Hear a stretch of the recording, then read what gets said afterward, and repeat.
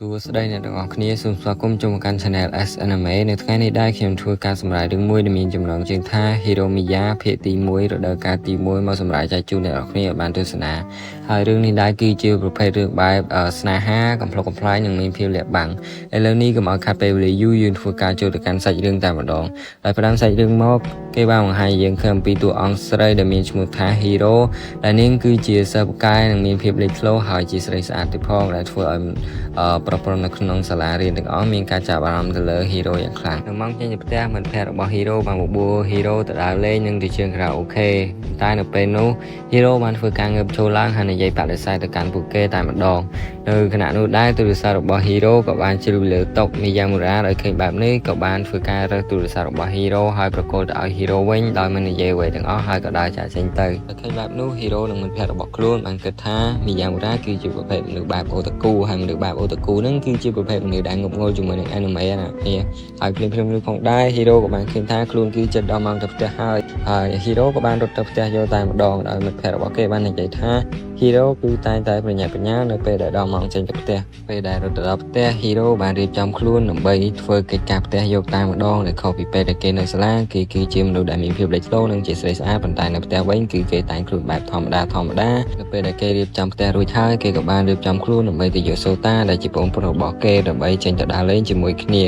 ពេលដែលកំពុងដើរលេងជាមួយនឹងបងប្រុសរបស់ខ្លួន Hero ក៏បានដើរកាត់ជាមួយនឹង Miyamura ប៉ុន្តែ Hero គឺមិនស្គាល់ Miyamura នៅឡើយដោយសារតែ Miyamura នៅពេលនេះគឺតែងខ្លួនបែប cool ចឹងណាអ្នកនរគឺផ្ទុយពីពេលដែល Miyamura នៅសាលាគឺដោយសារតែពេលដែល Miyamura នៅសាលាគឺគេតែងខ្លួនបែប nerd otaku បែបស្ងប់ស្ងាត់ចឹងណាហើយប៉ុន្តែនៅពេលដែលនៅខាងក្រៅគឺគេតែងខ្លួនបែប cool ខុសពីពេលដែលនៅសាលា360ដឺក្រេតែម្ដងសាច់រឿងក៏បានកាត់មកពេលដែល Hero កំពុងតែនៅផ្ទះពេលនោះសម្លេងរបស់ Sota ក៏បានស្រែកឡើងថាបងស្រី Hero ក៏បានដើរទៅមើលហើយក៏ឃើញថា Sota កំពុងតែឈាមច្រមុះហើយនាងមានការផិតភ័យយ៉ាងខ្លាំងក៏បានរត់ទៅជួបឈាមច្រមុះរបស់ Sota ចេញហើយអ្នកដែលបានជួប Sota មកផ្ទះវិញនោះគឺជា Miyamura របស់យើងនឹងឯងអ្នកទាំងអស់គ្នាហើយនៅពេលនោះ Miyamura បំរុងនឹងដើរចេញទៅហើយស្រាប់តែ Sota បានចាប់ដៃរបស់គេហើយឃាត់គេឲ្យនៅហូបអាហារជាមួយនឹងគេសាដើម្បីជាការអរគុណដែល Miyamura បានជូន Sota មកផ្ទះវិញនៅត្រង់ចំណុចនេះខ្ញុំសូមបញ្ជាក់អ្នកទាំងអស់គ្នាផងដែរថា Hero គឺមិនតន់ស្គាល់ Miyamura នៅឡើយទេដោយសារតែ Miyamura គឺតែងខ្លួនខុសពីពេលដែលគេនៅសាលារៀនពេលដែលកំពុងញ៉ាំអាហារ Hero បាននិយាយអរគុណទៅកាន់ Miyamura ដែលគេបានជូនប្អូនរបស់ខ្លួនត្រឡប់មកផ្ទះវិញប៉ុន្តែ Miyamura បាននិយាយថាមិនអីទេដោយសារតែ Sota គឺជាក្មេងប្រុសល្អម្នាក់និងចេះស្ដាប់បង្គាប់អ្នកដទៃមិនត្រឹមតែប៉ុណ្ណោះ Miyamura បានហៅឈ្មោះរបស់ Hero ហើយនិយាយសរសើរ Hero ថាគេពិតជាមិននឹកស្មានសោះថា Hero គឺអាចធ្វើកិច្ចការទាំងអស់នេះដោយខ្លួនឯងបានហើយរឿងនេះបានធ្វើឲ្យ Hero មានការគាំងយ៉ាងខ្លាំងហើយឆ្ងល់ថា Miyamura គឺជាអ្នកណាហើយអ្វីបានជាស្គាល់ឈ្មោះរបស់ខ្លួនគឺភ្លាមៗនោះដែរ Miyamura ក៏បានសួរទៅកាន់ Hero ថាតើ Hero គឺពិតជាមិនស្គាល់ខ្លួនមែនឬដោយសារតែពួកគេគឺរៀននៅថ្នាក់ជាមួយគ្នាហើយ Hero ក៏បានសួរទៅកាន់គេថាតើគេគឺជា Miyamura មែនទេហើយ Miyamura ក៏បាននិយាយថាគឺខ្លួននឹងហើយគឺជា Miyamura រឿងនេះបានធ្វើឲ្យ Hero មានការស្រឡាញ់កាំងហើយមិនចង់ជឿតតែសោះពីព្រោះថា Miyamura នៅឯសាលានិង Miyamura ដែលនាងកំពុងតែជួបគឺខុសគ្នា360ដឺក្រេតែម្ដងសាច់រឿងក៏បានកាត់មកព្រឹកបន្ទាប់ Hero បានក្រោកឈរហើយដើរសម្ដៅទៅកាន់ Miyamura និងបានបបួលគេទៅនិយាយគ្នានៅកន្លែងមួយហើយគេបានបបួល Miyamura ដើម្បីទៅផ្ទះរបស់ខ្លួនម្ដងទៀតដោយសារតែប្អូនរបស់នាងគឺបានសុំឲ្យ Miyamura ទៅលេងផ្ទះរបស់ខ្លួនម្ដងទៀតហើយ Miyamura ក៏មិនបានបដិសេធអ្វីដែរខ្លួនក៏បានយល់ព្រមទៅផ្ទះរបស់ Hero ម្ដងទៀតនៅល្ងាចនេះនិងសន្យាថានឹងយកសិភៅគំនូរទៅជាមួយផង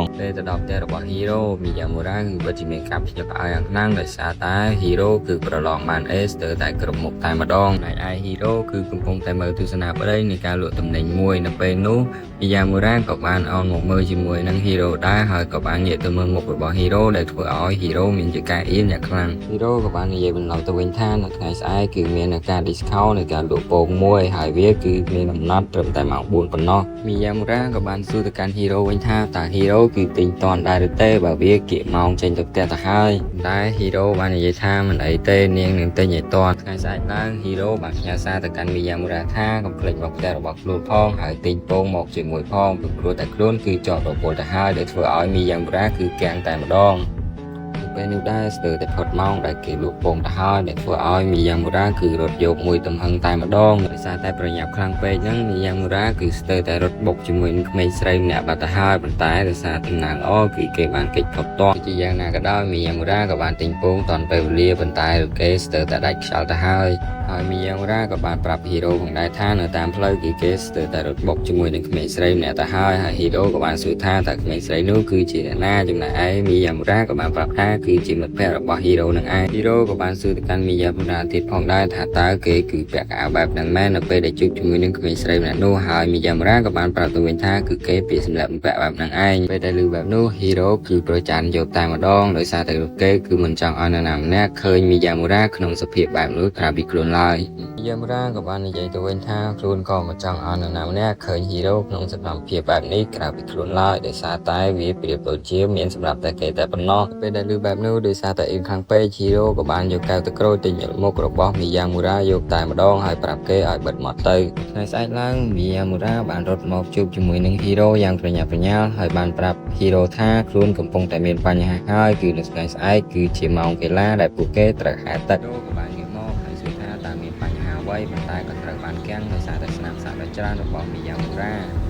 ទៅមីយ៉ាមូរ៉ារបស់យើងនៅក្នុងសាលាគឺសុភាពម៉ែអាទិភាពហើយប៉ុន្តែបើនៅក្រៅសាលាវិញគឺមិនបាច់និយាយតែម្ដងពីរឿងក៏បានកាត់មកពេលដែរមីយ៉ាមូរ៉ានៅក្នុងសាលាហើយកំពុងតែនិយាយគ្នាជាមួយនឹងអ៊ីស៊ីកាវ៉ាហើយអ៊ីស៊ីកាវ៉ាក៏បានសួរទៅកាន់មីយ៉ាមូរ៉ាថាតើមីយ៉ាមូរ៉ានិងហ៊ីរ៉ូគឺជាសង្សារនឹងគ្នាមែនទេអ៊ីកាវ៉ាក៏បានប្រកែកភ្លាមតែម្ដងហើយបាននិយាយថាពួកគេគឺមិនសមគ្នានោះឡើយមូរ៉ាក៏បានសួរបកទៅកាន់អ៊ីស៊ីកាវ៉ាវិញថាតើអ៊ីស៊ីកាវ៉ាគឺស្រឡាញ់ទៅលើហ៊ីរ៉ូមែនទេដែលធ្វើឲ្យអ៊ីស៊ីកាវ៉ាគឺអៀនយកតែម្ដងហើយបាននិយាយថាចុះបើគេស្រឡាញ់ហ៊ីរ៉ូតើវាយ៉ាងម៉េចមីយ៉ាមូរ៉ាគឺកាំងតែម្ដងហើយបាននិយាយថាឲ្យខ្លួនសំទោគឺខ្លួនមិនដឹងថាអ៊ីស៊ីកាវ៉ាគឺដូចស្រឡាញ់ទៅលើហ៊ីរ៉ូនៅឡើយអ៊ីស៊ីកាវ៉ាក៏បានសុំទៅកាន់មីយ៉ាមូរ៉ាថាកុំប្រាប់រឿងនេះទៅកាន់អ្នកដទៃឲ្យសោះតែរឿងក៏បានកាត់មកពេលបន្ទាប់នៅពេលដែលពួកគេកំពុងតែផ្លាស់កៅអៅដើម្បីត្រៀមចូលរៀននៅម៉ោងកីឡាហើយអ៊ីស៊ីកាវ៉ាក៏បានសួរទៅកាន់មីយ៉ាមូរ៉ាថាតើគេពាក់អាវឲ្យវិញអញ្ចឹងគឺមិនក្តៅទេមែនមីយ៉ាមូរ៉ាក៏បានឆ្លើយវិញថាគឺគេកំពុងតែរងាចំណែកឯអ៊ីស៊ីកាវ៉ាក៏បានឆ្លើយវិញថា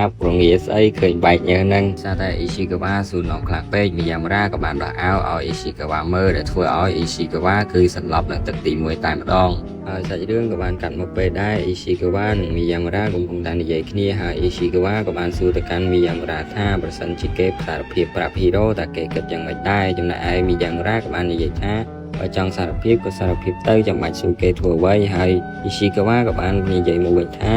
គេក៏មិនដឹងដែរគឺគ្រាន់តែចង់សួរតែរឿងក៏បានកាត់មកពេលដែរអ៊ីស៊ីកាវ៉ាបានស្នើសុំទៅកាន់ហ៊ីរ៉ូដើម្បីនិយាយជាមួយខ្លួននៅពេលបញ្ចប់ម៉ោងសិក្សា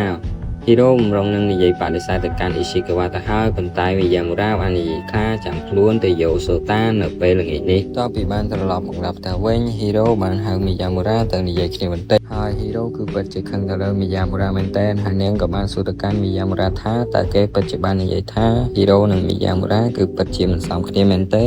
ហើយមីយ៉ាមូរ៉ាក៏បានឆ្លើយទៅវិញថាគឺខ្ញុំពិតជាបាននិយាយបែបនោះមែនហើយមីយ៉ាមូរ៉ាក៏បាននិយាយបន្ថែមទៀតថាគឺខ្លួននិយាយបែបនេះក៏ព្រោះតែខ្លាចប៉ះពាល់ទៅដល់កេរ្តិ៍ឈ្មោះរបស់ហ៊ីរ៉ូដោយសារតែទំនាក់ទំនងរបស់ពួកគេហ៊ីរ៉ូដែលបានលើកបែបនេះក៏បានសម្លុតទៅកាន់មីយ៉ាមូរ៉ាវិញថាកុំគិតអ្វីឈួតតាមអ្នកឯងបែបនេះទៀតឯសោះឥឡូវនេះរឿងហូរីមីយ៉ារដូវកាលទី1ភាគទី1របស់យើងគឺបានមកដល់ទីបញ្ចប់ហើយជាចុងក្រោយខ្ញុំសូមអរគុណអ្នកទាំងអស់គ្នាដែលបានចូលទស្សនានៅវីដេអូរបស់ខ្ញុំបាយបាយ